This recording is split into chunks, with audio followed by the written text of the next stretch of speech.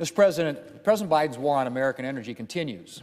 Last month, in a move apparently made in part to satisfy climate activists on TikTok and win a few votes in the upcoming election, the administration announced a pause on liquefied natural gas export approvals, threatening both domestic energy projects and the energy security of our allies.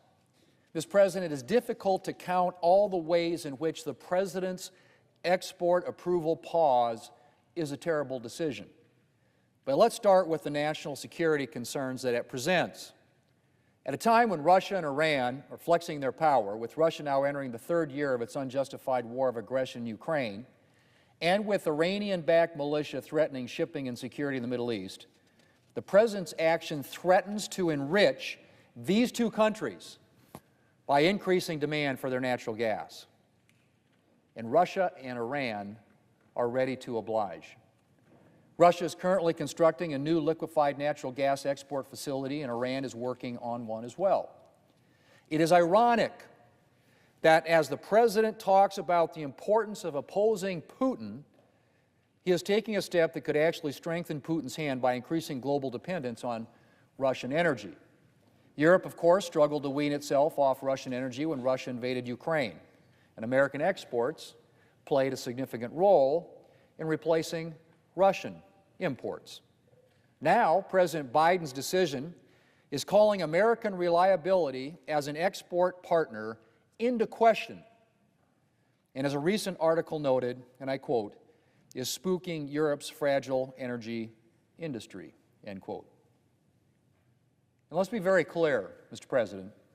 The President's export pause, ostensibly taken for climate-related reasons, will do nothing to reduce global emissions.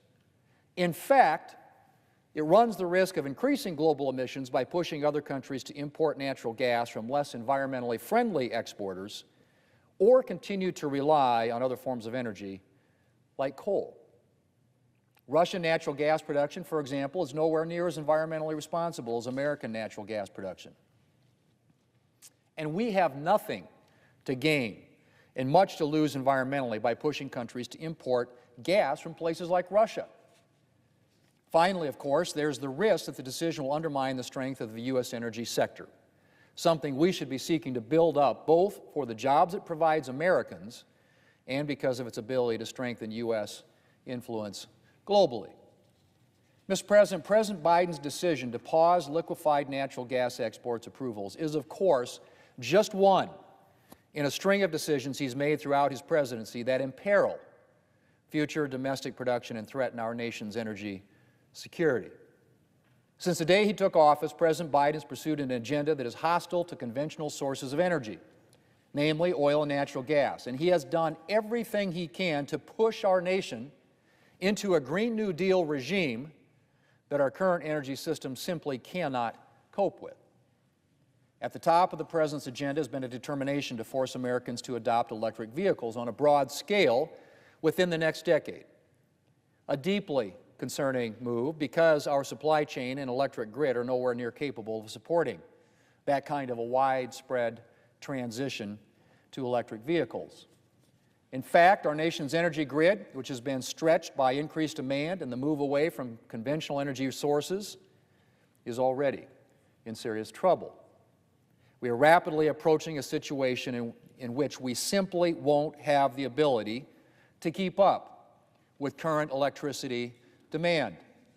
Add charging for hundreds of thousands or millions of electric vehicles on top of that, and we could be looking at a future of widespread blackouts and brownouts, to say nothing of soaring electricity prices.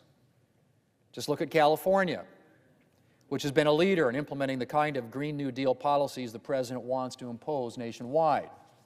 A recent article noted, and I quote, "There is intensifying political pressure on state lawmakers to do something about utility bills that have shot up by as much as 127% over the last decade," end quote. Now let me just repeat that, Mr. President. There is intensifying political pressure on state lawmakers to do something about utility bills that have shot up by as much as 127% over the last decade. Americans have already face a substantial increase in energy prices under President Biden. Gas prices alone are up 33% since President Biden took office. But if the President succeeds in fully implementing his Green New Deal visions, today's gas and utility prices may look cheap compared to the energy prices Americans will face in the future. Mr. President, in his 3 years in office, President Biden has built an energy record that threatens to do long-term damage to America's energy security. And with 8 months to go until the election, and more environmentalists on TikTok to attempt to satisfy, I'm worried that the President's liquefied natural gas decision won't be the last terrible energy decision we see from the White House in 2024. Mr. President, I yield the floor.